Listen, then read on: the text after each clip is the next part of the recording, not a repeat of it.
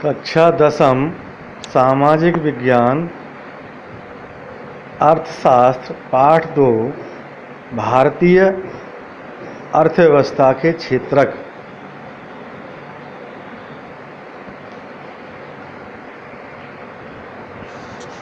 अर्थव्यवस्था के अंतर्गत अनेक आर्थिक गतिविधियां होती हैं। इन गतिविधियों को प्राथमिक, द्वितीयक व तृतीयक क्षेत्र में विभाजित किया जाता है। इस विभाजन की क्या उपयोगिता है? आर्थिक गतिविधियों को प्रायः 3 श्रेणियों में बांटा गया: प्राथमिक, द्वितीयक तथा तृतीयक क्षेत्र।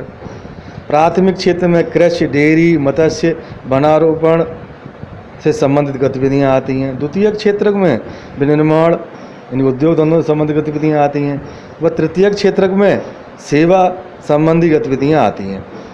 यह वर्गीकरण अत्यधिक उपयोगी है क्योंकि इसके द्वारा हमें विकास के साथ साथ व्यवसायिक स्थिति के बारे में भी ज्ञान प्राप्त होता है। इसके द्वारा हमें निम्नलिखित जानकारी प्राप्त होती है। नंबर 1, विभिन्न लोगों या समूहों द्वारा की गई आर्थिक कार्रवाइयों और राष्ट्रीय आय में उनका योगदान। सकल घरेलू उत्पादन में विभिन्न क्षेत्रकों का योगदान।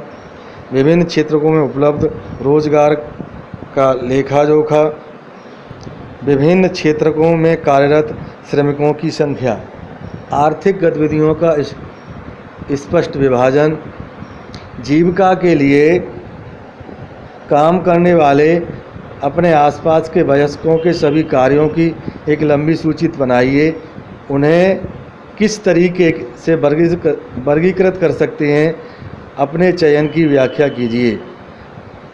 तो मेरे आसपास रहने वाले लोग विभिन्न प्रकार के कार्य करते हैं। इनकी सूची निम्नवत है।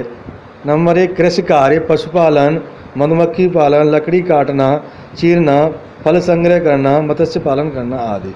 दूसरा, कुटीर उद्योगों में जुलाहे के रूप में कार्य करना, सूती, ऊनी व रेशमी वस्त्र मिलों में काम करना, चीनी उद्योग में काम करना, गुड़ व खांडसारी उद्योग में काम करना, निर्माण, रेलवे, जहाजरानी व इंजीनियरिंग उद्योग में काम करना आदि। नंबर 3, विभिन्न व्यवसायों जैसे चिकित्सक, वकील, अध्यापक, टेलीफोन ऑपरेटर, बैंकिंग व बीमा कंपनियों में काम करना, परिवहन व संचार सेवाओं में काम करना, व्यापारी, सौदागर, दलाल, मुनीम, चर्मकार, प्रशासक, सॉफ्टवेयर व कंप्यूटर से जुड़े कर्मचारी, क्लर्क, सिपाही, सैनिक आदि। घरेलू नौकर व सहायक, दैनिक मजदूरी पर काम करने वाले मजदूर, भूमिहीन मजदूर आदि। उपर्युक्त कर्मचारियों को निम्नलिखित श्रेणियों में विभक्त किया जाता है: प्राथमिक क्षेत्र में कार्य करने वाले लोग, द्वितीयक क्षेत्र में कार्य करने वाले लोग, तृतीयक क्षेत्र में कार्य करने वाले लोग। अब तृतीयक वालों को संगठित क्षेत्र में काम करने वाले लोग, यानी 1, 2, 3 जो है वो संगठित क्षेत्र में काम करने वाले लोग हैं। 4 और 5 असंगठित क्षेत्र में काम करने वाले लोग हैं।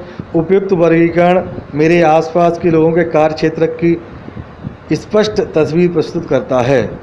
तृतीयक क्षेत्रक अन्य क्षेत्रकों से भिन्न कैसे है, उदाहरण सहित बताएं।